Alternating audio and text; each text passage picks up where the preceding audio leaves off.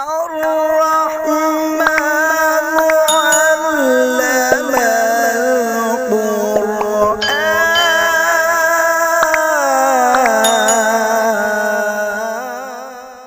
بسم الله الرحمن الرحيم. عن أبي هريرة رضي الله تعالى عنه قال قال رسول الله صلى الله تعالى عليه وسلم وشربت الخمور ولعن آخر هذه الأمة أولها فليرتقبوا عند ذلك ريحا حمراء وزلزلة وخسفا ومسخا وقذفا. رواہ الترمذی۔ نبی کریم صلی اللہ علیہ وسلم نے علامات قیامت بیان کرتے ہوئے ارشاد فرمایا، شراب عام پی جائے گی اور اس امت کے آخر میں آنے والے اپنے سے پہلے والوں پر لعنت بھیجیں گے۔ جب ایسی علامات ظاہر ہونا شروع ہو جائیں تو اس وقت تم سرخ آندھیوں، زلزلوں، زمین میں دھسنے، صورتیں تبدیل ہونے اور پتھر برسنے کا انتظار کرو۔ دوستو، نبی کریم صلی اللہ علیہ وسلم نے بہت سی علامات قیامت بیان فرمائی ہیں، اور ہم پچھلے کچھ دنوں سے ایک ہی روایت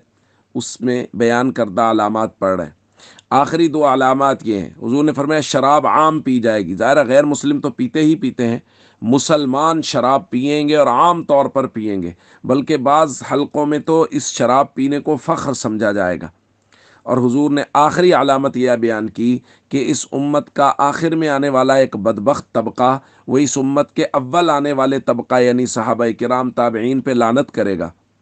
حضور نے فرمایا جب ایسی صورتحال پیدا ہو جائے کہ جب لوگ اس قدر احسان فراموش ہو جائیں کہ وہ طبقہ جن کے ذریعہ سے امت تک دین پہنچا، وہ صحابہ کرام جن کے لیے نبی کریم صلی اللہ علیہ وسلم نے جنت کی ضمانتیں دی، اور وہ صحابہ جن کے لیے قرآن کی آیات اتری، اور وہ صحابہ جنہوں نے صحیح طریقے سے دین امت تک پہنچایا، دین کی حفاظت کی، اور انہوں نے دور دراز کے سفر کیے اللہ کے دین کو دنیا تک پہنچانے کے لیے۔ اس امت میں آخر میں آنے والے کچھ بدبخت لوگ ان صحابہ کرام پر بھی طعن شروع کر دیں گے۔ تو حضور علیہ الصلاۃ والسلام نے فرمایا جب اس طرح کے حالات پیدا ہو جائیں فَلْيَرْتَقِبُوا عِنْدَ ذَلِكَ رِيحًا حَمَرَاء، حضور نے فرمایا پھر سرخ آندھیوں کا انتظار کرو، وَزَلْزَلَةً اور زلزلوں کا انتظار کرو، وَخَسْفًا وَمَسْخًا وَقَذْفًا پھر زمین میں دھنسنے کا انتظار کرو، پھر انتظار کرو کہ تمہاری شکلیں تبدیل ہو جائیں گی، بندر اور خنزیروں کی شکلیں بنا دی جائیں گی، اور پھر انتظار کرو کہ آسمان سے پتھر برسیں گے۔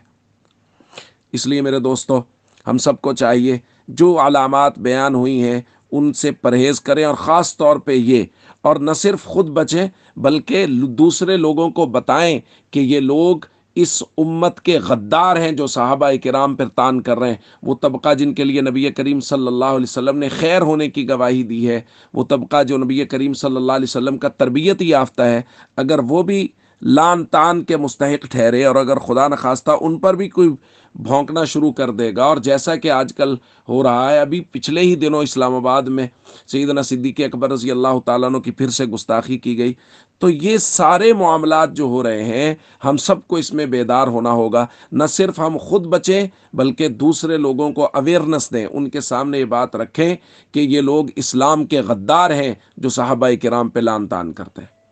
السلام علیکم ورحمۃ اللہ وبرکاتہ۔